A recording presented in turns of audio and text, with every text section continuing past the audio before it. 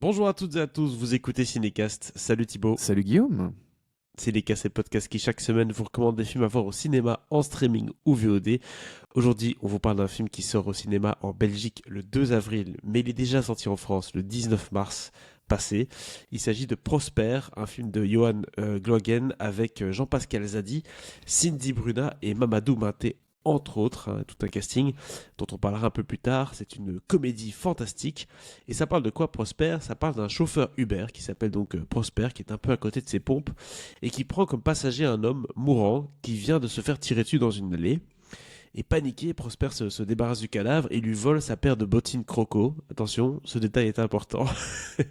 Et en les portant, Prosper va se retrouver habité par l'esprit de cet homme assassiné qui s'appelle le King, un gangster respecté et craint de tous. Voilà, on voit un peu déjà le genre de pitch et le genre de scénario sur lequel on va tomber. Je propose que sans plus attendre, on regarde un extrait de la bande-annonce. Qu'est-ce que vous voulez en fait? Je suis chauffeur VTC, j'habite chez ma mère, elle s'appelle Oisé Hélène. Elle dit va aller des acacias. Je suis prêt à collaborer au maximum. C'est bien lui. C'est bien lui quoi. Ok, j'ai pris votre pote là, Monsieur King, dans une course. Vous allez Uber Yananga. Quand je me suis retourné, Quoi? monsieur, il était déjà mort. C'est pas moi qui l'ai tué. Les 30 000, je les ai pris aussi, mais je suis en galère, je suis en chien, ça fait une... Voilà, on va s'arrêter là. Je suis en galère, je suis en chien. On l'a compris, on voit déjà Jean-Pascal Zadi qui peut être croustillant dans ce genre de rôle, un peu du mec à côté de ses pompes justement, qui se fait un peu embarquer dans une aventure rocambolesque, et Ouais. c'est le cas ici, puisqu'il y a cet élément fantastique, on l'a dit dans le synopsis, c'est cette paire de crocos qui va faire en sorte que cet homme va se transformer en géant de la pègre, je sais pas si on dit ça comme ça, mais voilà, vous avez compris le principe du film. Alors qu'est-ce que t'en as pensé Thibaut? Peut-être commençons par ce qu'on a aimé. Il y a quand même pas mal de choses qu'on a aimé, je pense. Euh, Parce que la sensation après avoir vu le film, c'est que c'était un peu moyen. Et je vois la bande-annonce maintenant et j'ai un peu ce même sentiment. C'est genre, il y a quelque chose, mais. Mais, Et, et, mais bizarrement, il y a quand même pas mal de trucs qui sont bien. Et c'est ça qui fait que le résultat est un peu dommage. C'est qu'il y a plein de choses où tu te dis, ok, chouette potentiel, mais. Voilà. Et dans les bonnes choses, c'est qu'il y a plein de bonnes idées dans le film. tout à fait. Ce simple pitch qui est un peu rocambolesque et en même temps qui est un truc assez courant du fantastique, hein. Il y a un objet un peu magique qui va faire que un personnage est lié à un autre personnage ou est possédé par un autre personnage, etc. Ça, c'est un grand classique de la Et, littérature et du cinéma fantastique, évidemment. et on peut aussi dire grand classique de narrative comédie, de dire qu'un personnage lambda va se retrouver à devoir vivre des circonstances exceptionnelles Oui, et à affronter ses démons finalement et en devenant quelqu'un d'autre, quoi. ouais, Voilà, ouais, hein, ça, c'est un peu le truc exactement. classique aussi. Ouais, ouais. Et ici, je trouve que le concept des bots fonctionne bien, parce qu'effectivement, c'est un truc que tu mets, que tu retires, et donc ce qui fait qu'il n'est pas possédé en permanence, parce que dès qu'il les retire, eh ben, il redevient lui-même, et évidemment, il se demande ce qu'il fait à l'endroit où il est, etc. Donc voilà, le concept du film en lui-même fonctionne bien avec ce côté fantastique abordé et amené de cette façon-là, avec ses bots, plus dans cet univers de la pègre africaine, avec ce baron on ne sait pas exactement de quoi il est baron, mais, Non, mais mais voilà, on comprend et vite ça, qui j'allais c'est. le dire aussi, l'aspect bot, croco et tout est assez bien amené dans le film. C'est-à-dire que cette Oui, introduction du film, on voit oui, comment l'intro est ces bots chouette. sont faites. Et puis on part d'Afrique pour arriver en France en suivant les bots, etc. Et puis on arrive dans ce milieu de gangsters un peu bien sapé comme ça. Ouais, voilà. Et c'est vrai que c'est un peu, c'est très dépaysant parce que nous on n'a pas l'habitude de voir ce genre de situation-là forcément, de pègre-là aussi au cinéma. Et il y a un côté assez agréable, assez surprenant à ce début de film en tout cas.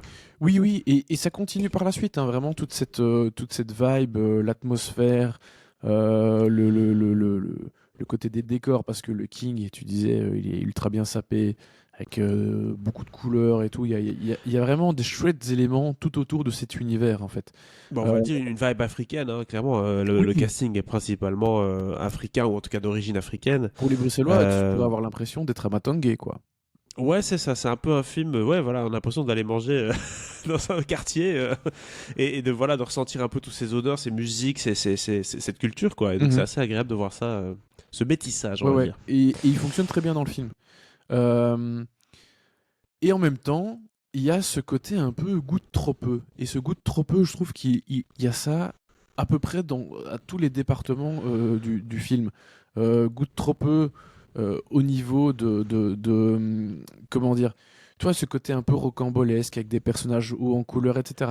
C'est bien, mais je pense que j'aurais aimé à la limite que les curseurs soient poussés encore plus loin pour Ouais. que ça fonctionne mieux et que tu ailles vraiment à fond dans le truc, tu vois. Et, Et et même au ici, niveau de l'esthétique, tu vois ce que je veux ouais, dire? Les ouais, scènes ouais. qui fonctionnent les mieux sont les scènes où justement il y a de la musique, il y a une ambiance, il y a une atmosphère un peu comme ça, tu as l'impression d'être. Il y a même des dialogues un peu. C'est vraiment étonnant. Et puis après, on passe à une scène beaucoup plus classique, cinéma français, un peu drame social. Enfin, tu vois.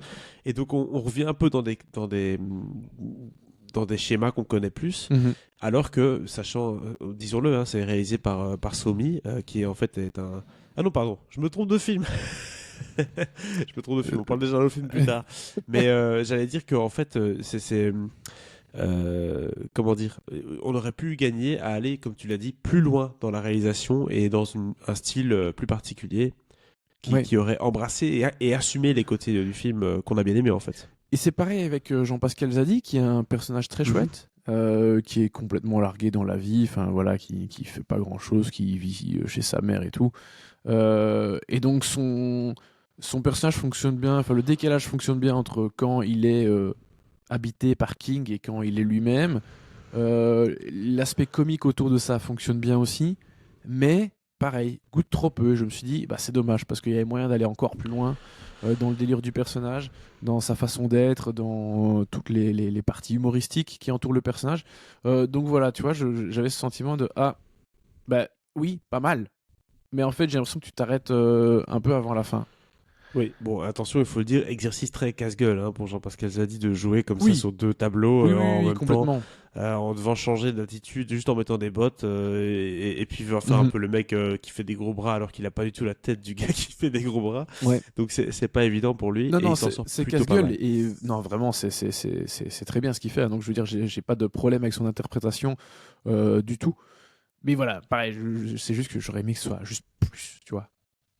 En fait, pour moi, le film a un problème d'identité et c'est assez marrant parce que justement, c'est un peu le sujet du film. Tu vois, la Oui. question d'identité, les bottes et tout. Mais malheureusement, le film se perd un peu dans plusieurs propos, dans plusieurs, allez, pas propos, mais en tout cas style. Et donc, on n'a pas une identité bien claire, bien précise. Et peut-être que la proposition, du coup, n'est pas très cohérente. Mhm. Et c'est peut-être pour ça, d'ailleurs, qu'en France, on peut le dire, le film n'a pas bien fonctionné du tout et n'a pas été accueilli par le Non, public. mais je pense qu'il y a aussi un côté un peu ronflant. Peut-être brouillon aussi, mais je veux dire vraiment, genre, c'est dans les rails. Et il n'y a pas de moment où ça décolle vraiment. Il n'y a pas de C'est vrai. moment où ça descend vraiment non plus. Et donc, c'est un petit peu l'encéphalogramme plat. Ou en tout cas, enfin, oui, pas très élevé. Et donc, c'est ça qui est aussi un petit peu, comment dire, pas déplaisant, mais tu sais, un peu dommage, quoi, tout simplement, de se dire, bah, c'est dommage qu'il n'y ait pas plus d'énergie, pas plus de changement de rythme, pas plus de choses un peu surprenantes qui vraiment te font emballer un peu plus le film. Donc voilà, c'est juste que c'est un peu, oui, encéphalogramme plat et pas assez de dynamisme, quoi. Exactement. Donc voilà, je pense qu'on a fait un peu le tour de la question Oui. pour ce film Prosper. Quelle note tu lui donnes du coup à ce film? Je pense qu'on s'est arrêté tous les deux sur la même note. Hein. Oui, bah, c'est deux parce que c'est pas mal, il y a des chouettes moments. Mais c'est dommage parce qu'il y avait le potentiel pour que ce soit plus. Et ça aurait pu être une super Exactement. comédie, et au final, c'est juste une comédie que je trouve même pas complètement ratée, mais c'est une comédie qui, pour moi, va pas au bout des choses. Voilà. Ouais, c'est dommage parce qu'on aimerait bien encourager forcément et on a envie d'encourager des gens qui ont des idées, des auteurs qui veulent faire des choses différentes, etc. Et c'est le cas ici, il y a une vraie proposition, il y a un vrai style. Ouais. Malheureusement, il n'est pas assumé jusqu'au bout et on n'est pas dans un rythme aussi assez effréné. Comme tu l'as dit, c'est un peu plat, c'est un peu toujours les mêmes endroits, on revient toujours aux mêmes endroits, les mêmes garages et tout. Donc ça rend le truc un peu plat et c'est dommage. Mais en tout cas, 2 étoiles pour ce film, bien essayé, mais malheureusement, c'est pas hyper concluant. pour ce Prosper. N'hésitez pas à nous dire un peu votre avis sur le film dans les commentaires, si vous l'avez vu en France ou bien si vous allez voir en Belgique. Je rappelle qu'il sort ce 2 avril chez nous en Belgique. Il est déjà sorti le 19 mars en France. Abonnez-vous au podcast sur la plateforme de votre choix, que ce soit Spotify, Apple Podcasts, Deezer, YouTube, on est partout.